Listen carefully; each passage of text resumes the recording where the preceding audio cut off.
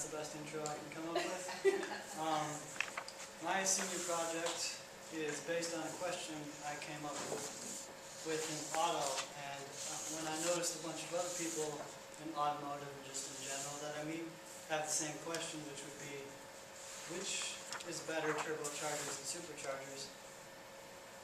I wanted to be able to make something that would answer that question, but not answer it in a way that would be confusing for your average everyday guy that hates engineering or just doesn't know engineering.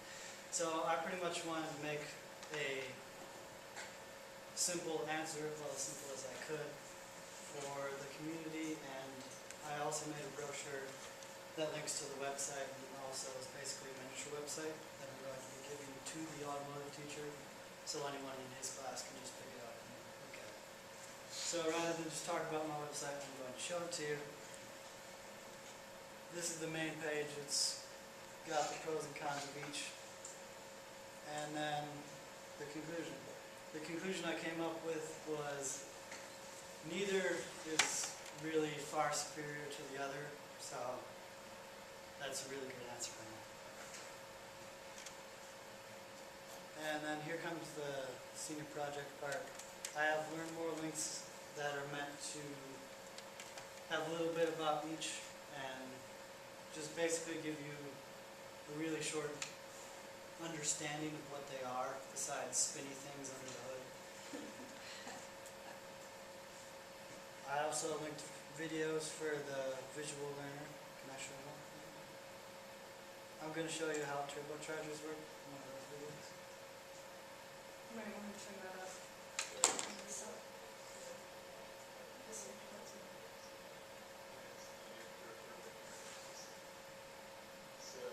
here's what happens.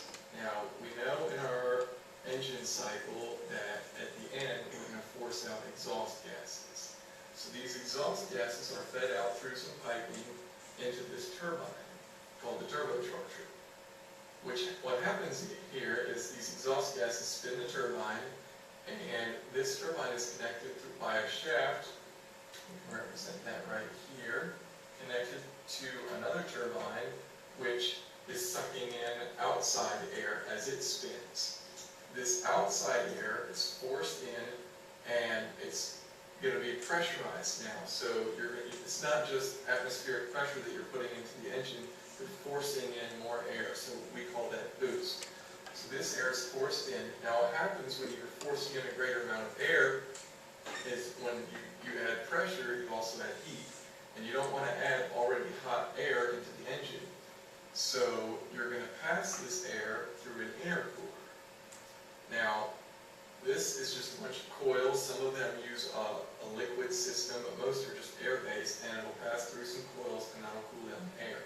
This cool air then travels through some intake manifold, and that will come into your engine chamber.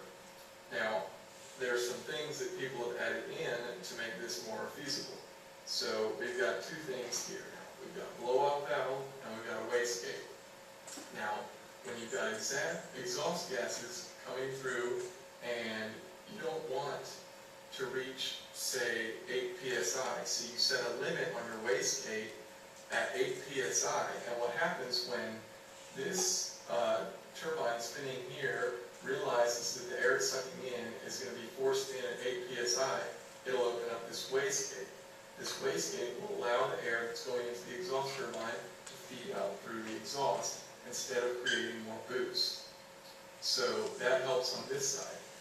Now, on the other hand, every time you let go of the ignition, you're going to have boost inside of this intake manifold that you can't use.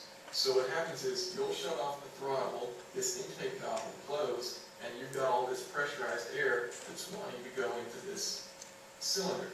So because it's got nowhere to go, you can have a blow-off valve which will let that air escape. Now, how this works is once you get to the PSI that you set at, say you'll have a spring that at 6 PSI it'll let air out. So you're revving up high in your car, you let go of the gas, and this throttle plate closes, and then all this air is Well, this spring will lift up and let the air out, and you'll hear a hissing sound.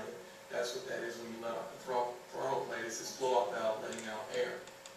So those are the main four components. You've got the turbocharger, which consists of the two turbines used to force in air. You've got an intercooler, which cools the air going into the engine. You've got a wastegate that lets exhaust gases escape if you've reached a high enough boost already. And you've got a blow-off valve for when you let go of the gas, the air has somewhere to go. And those are the four main components of a turbocharger. Right, okay, no more learning. We also have a page for superchargers. I'm not going to bore you guys more with engineering. There's also videos for that. And then because I don't plagiarize, I have citations on this page. So, as far as whether or not my goal has been accomplished, as far as it being out there for the public, if you Google superchargers and turbochargers, I'm on page 36 of Google.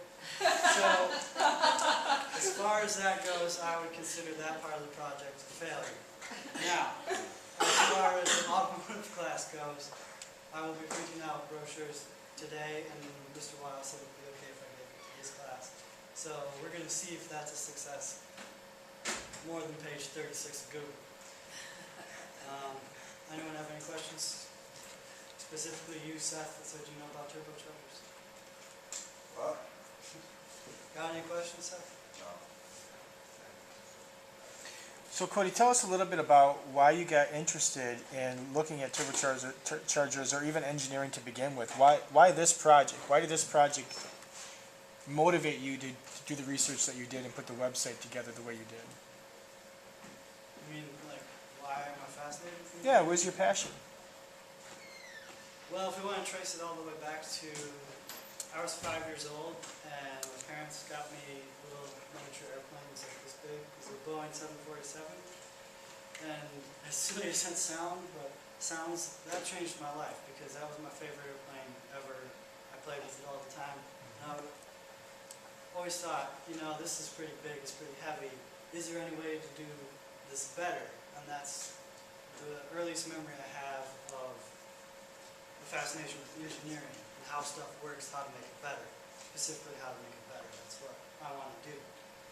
So, I don't know about turbochargers and superchargers before this project, but I've heard of them, and I heard they make cars better. So, you would understand I would therefore be fascinated with how to make cars better. So, seeing as I didn't know about these two things, I decided to research them and also put it online so other people could possibly get the answer they wanted.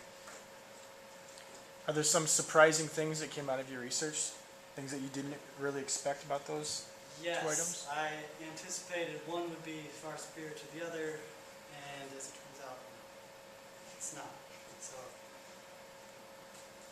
So then what's the difference? If it's not superiority, is there a difference between the two? There is a difference.